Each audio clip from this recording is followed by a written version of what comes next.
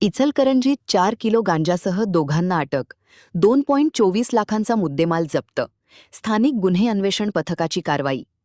इचलकरंजीतील नदीवेस परिसरात गांजा विक्रीसाठी आलेल्या 2 संशयितांना स्थानिक गुन्हे अन्वेषण शाखेच्या पथकाने धाडसी कारवाई करत अटक केली.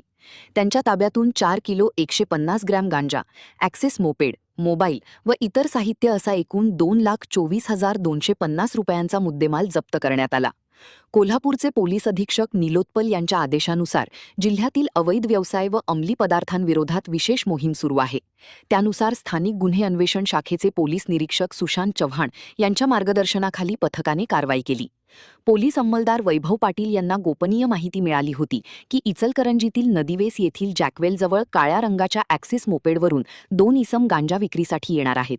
या माहितीच्या आधारे पोलीस निरीक्षक दत्तात्रय देशमुख, उपनिरीक्षक जालिंदर जाधव व पथकाने सापळा रचून शुक्रवारी 2 मे छापा टाकला.